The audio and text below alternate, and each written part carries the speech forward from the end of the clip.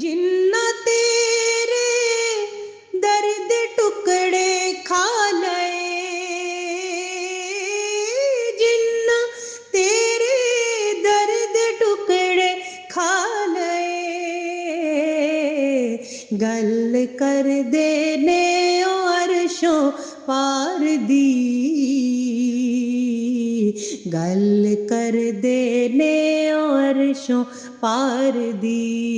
گل کر دینے عرشوں پار دی۔ بسم اللہ الرحمن الرحیم۔ یوٹیوب کے نوائے جاوید چینل پر جاوید القادری اپنے معزز سامعین و ناظرین، بہن بھائیوں اور بچے بچیوں کی خدمت میں سلام عرض کرتا ہے۔ معزز سامعین و ناظرین، اپنے سابقہ ایپیسوڈز میں ہم نے مقام اہل بیت اور مقام صحابیت پر گفتگو کی تھی۔ ہمیں امید ہے کہ آپ کو یہ دونوں چیزیں بہت پسند آئی ہوں گی، کیونکہ اہل علم نے انہیں بہت سراہا اور ان کی تحسین کی الحمدللہ۔ اب پچھلے دنوں کی بات ہے کہ میں یوٹیوب کھول کے بیٹھا تھا تو میں نے جاوید الغامدی صاحب کا ایک کلپ دیکھا۔ ان سے سوال کیا گیا، لوگ کہتے ہیں کہ یہ رب العزت نے کائنات ارض و سما حضور صلی اللہ علیہ وسلم کی خاطر پیدا کی ہے، تو آپ کا اس سلسلے میں کیا خیال ہے؟ تو اس پر انہوں نے فرمایا کہ قرآن میں تو اس طرح کی کوئی آیت نہیں ملتی جس سے یہ سمجھا جا سکے رب العزت نے کائنات اپنے محبوب صلی اللہ علیہ وسلم کے لیے پیدا کی ہے۔ اسی طرح ایک اور صاحب ہیں مرزا انجینئر، انہوں نے بھی اپنے ایک کلپ میں اسی طرح کی بات کی، تو میں نے یہ ضروری سمجھا کہ قرآن اور آپ صلی اللہ علیہ وسلم کے فرامین کی روشنی میں اس مسئلے کو واضح کیا جائے، کیونکہ اہل محبت کا ہمیشہ سے یہ عقیدہ رہا ہے کہ رب محمد صلی اللہ علیہ وسلم نے کائنات ارض و سما کی بساط اپنے محبوب صلی اللہ علیہ وسلم کے لیے بچھائی ہے، اور اگر آپ کو پیدا کیا جانا مقصود نہ ہوتا تو رب تعالیٰ دنیا عقبہ کی کوئی شے پیدا نہ فرماتا۔ فکر محبت سے تعلق رکھنے والے علماء آپ صلی اللہ علیہ وسلم کی اس شان اقدس کا استنباط عموماً کچھ احادیث قدسیہ سے کرتے ہیں، جیسا کہ دہلمی کی روایت ہے کہ رب العزت نے اپنے محبوب صلی اللہ علیہ وسلم کو مخاطب کرتے ہوئے فرمایا، لولاک لما خلقت الجنہ ولولاک لما خلقت النار۔ اسی طرح ایک اور روایت ہے، اس میں فرمایا گیا لولاک لما خلقت الافلاک، یعنی اے محبوب صلی اللہ علیہ وسلم، اگر تمہیں پیدا کرنا مقصود نہ ہوتا تو نہ میں جنت کو پیدا کرتا نہ ہی جہنم کو، اسی طرح اگر تمہیں پیدا کرنا مقصود نہ ہوتا تو میں افلاک کو پیدا نہ کرتا۔ اسی مضمون کی اور بھی احادیث کتب احادیث میں موجود ہیں۔ بہرحال اہل محبت کا یہی عقیدہ ہے، اور میخانہ محبت کے میخاروں کے دین و ایمان کی جان اس عقیدے پر معاندین عقیدہ یہ کہہ کر طنز کرتے ہیں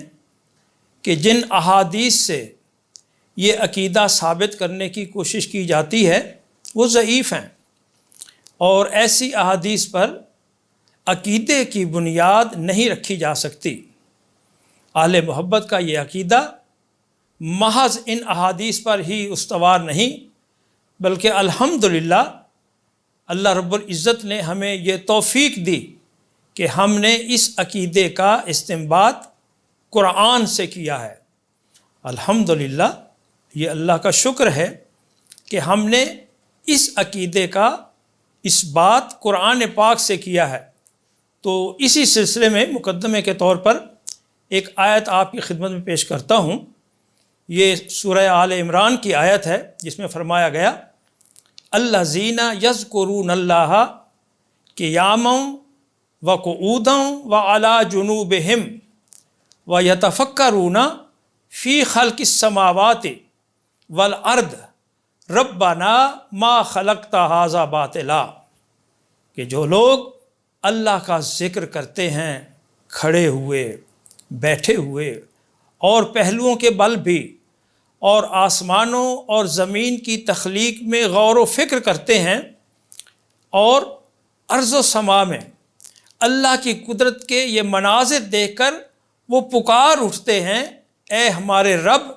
یہ سب کچھ تو نے بے مقصد پیدا نہیں کیا۔ تو اللہ کے بندوں کی یہ پکار ہوتی ہے کہ اے ہمارے رب، یہ جو کچھ بھی تم نے پیدا کیا ہے اس کا خاص مقصد ہے، یہ بے مقصد پیدا نہیں کیا گیا۔ تو اب ہم جب قرآن کا مطالعہ کرتے ہیں تو یہ چیز تو واضح طور پر سامنے آ گئی کہ رب تعالیٰ نے کائنات کو بے مقصد پیدا نہیں کیا۔ اب سوال یہ پیدا ہوتا ہے کہ وہ مقصد کیا ہے؟ تو قرآن پاک ہی کی روح سے تخلیق کائنات کے دو مقاصد ہمارے سامنے آتے ہیں۔ پہلا تو یہ کہ کارخانہ ارض و سما اور عالم امر و عالم خلق کے تمام مظاہر رب کائنات کی عبادت کے لیے پیدا کیے گئے ہیں، اور تمام مظاہر کائنات توہن و کرہن اسی کی بندگی کر رہے ہیں، جیسا کہ سورہ آل عمران میں فرمایا گیا وَلَهُ أَسْلَمَ مَنْ فِي السَّمَاوَاتِ وَالْأَرْضِ طَوْعًا وَكَرْهًا، اور اسی کے حضور اپنی گردنیں رکھے ہوئے ہیں جو کوئی آسمانوں اور زمین میں ہیں، خوشی سے یا پھر بامر مجبوری۔ تو گویا کائنات کی تخلیق کا ایک مقصد تو یہ ہے، اور اس مقصد کا بیان قرآن پاک میں متعدد مقامات پر کیا گیا ہے۔ اور قرآن پاک ہی میں تخلیق کائنات کا ایک اور مقصد بھی بیان کیا گیا ہے، اور وہ یہ کہ کائنات ارض و سما کے تمام مظاہر رب تعالیٰ نے انسان کے لیے پیدا کیے ہیں۔ اور متعدد آیات قرآنی سے یہ بات ثابت ہے کہ رب تعالیٰ نے جو کائنات کو تخلیق کیا ہے، یا کائنات کے جتنے بھی مظاہر ہیں، ان سب کے پیدائش اور ان کی تخلیق کا مقصد رب العزت نے یہ بیان کیا کہ یہ سب کچھ میں نے انسان کے لیے پیدا کیا ہے۔ بلکہ اتنا ہی نہیں، بلکہ فرمایا گیا وَسَخَّرَ لَكُم مَا فِي السَّمَاوَاتِ وَمَا فِي الْأَرْضِ، اور جو کچھ آسمانوں میں ہے یا زمین میں ہے، صرف یہی نہیں کہ اس نے انسانوں کے لیے پیدا کیا ہے، بلکہ اسے انسانوں کے لیے مسخر بھی کر دیا گیا ہے، یعنی اسے اللہ رب العزت نے انسانوں کے تابع کر دیا ہے۔ اب اسی حقیقت کا اظہار قرآن حکیم میں متعدد مقامات پر ہے کہ رب العزت نے کائنات ارض و سما اور جو کچھ اس کے مابین ہے انسان کے لیے پیدا کیا ہے، اور صرف پیدا ہی نہیں کیا بلکہ اس کے لیے مسخر بھی کر دیا گیا ہے، اس کے لیے تابع بھی کر دیا گیا ہے۔ اب آگے یہ حضرت انسان کی ہمت ہے کہ تسخیر کائنات کے سفر میں اس کی روحانی پروازوں یا سائنسی جولانیوں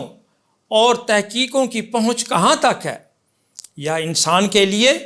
تسخیر ارض و سما کی معراج کیا ہے۔ البتہ